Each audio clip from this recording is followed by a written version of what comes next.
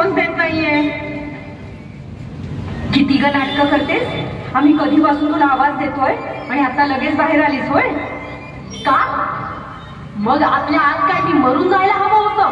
अगं सुनबाई, असं का बोलतेस?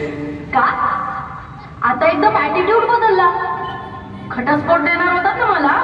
छे छे, हे आपलं आम्हाला सगळं ठाऊक आहे. उगाच लपवा छपवी करण्यात काहीही अर्थ नाहीये. बाबा ए मीरा, हे काय डिवोर्सचे पेपर्स? हो, तुम्ही माझ्या लेकीला घटस्फोट देणार होतात ना, मग म्हटलं कशाला तुम्हाला एवढी मेहनत घ्यायला लावायची.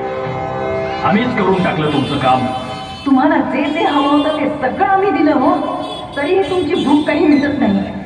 मेलेल्या माणसाच्या टाळूवरचं गोणी खायलाही तुम्ही कमी करणार नाही. अहो काय बोलताय काय तुम्ही असं? हे बघा, आपण बसून बोलूयात. बसून बोलायची वेळ गेली. तुम्ही ही वेळ आणाल असं कधीही वाटलं नव्हतं.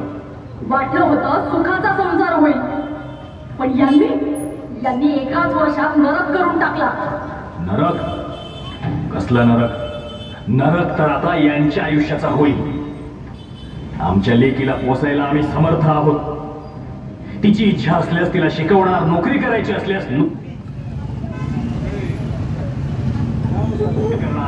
आणि पुन्हा 2 धडाक्यात लग्न करून देणार. हे बघा, तुम्ही उगाच पराचा कावळा करताय. हे असलं काहीही करायची गरज नाही. हो अगं ऐक, आपण बोलूयात ना.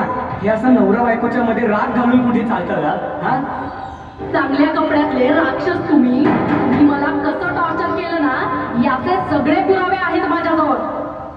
तुम्हाला नाही खडी फोडायला पाठवलं ना, तर नावाची मीरा नाही. पहिल्यांदा तुमची मागणी आली होती तेव्हाच जर का नकार दिला असता तर आज ही वेळ आली नसती. मुलगी म्हणजे जबाबदारी, तिचं लग्न झालं म्हणजे आता तिच्या नशिबात जे होईल ते होईल, अशा विचारांचा काळ आता गेला. मुलींनीही एका लग्नाचा अनुभव वाईट आला म्हणून खचून जाता कामा नये, तर त्या नात्यातून बाहेर पडून स्वावलंबी व्हायला हवं, स्वतःच्या पायावर उभं राहायला हवं. असे आई बाबा प्रत्येक मुलीला मिळायला हवेत. मुलींनीही खचून न जाता आपल्या आई वडिलांशी, जवळच्या व्यक्तींशी बोलायला हवं, मन मोकळं करायला हवं. उगाच भावनेच्या भरात आत्महत्येसारखं टोकाचं पाऊल उचलायला नको. मीरा, जसं तू आमच्याशी नाही पण तुझ्या मैत्रिणीजवळ मोकळी झालीस आणि तिने आम्हाला सारं काही सांगितले. आता आपण एक आदर्श निर्माण करू, म्हणजे इतर आई वडीलही त्यांच्या मुलीच्या पाठीमागे खंबीरपणे उभे राहतील.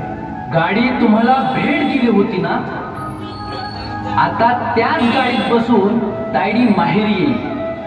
फ्लॅट तसाही मीराच्या नावावरच आहे. सगळे दागदागिनेही सोबत घेऊन जाऊ. आणि राहिला प्रश्न पेट्रोल पंपाचा, तर माझ्याच पैशाने पेट्रोल पंप घेणार होता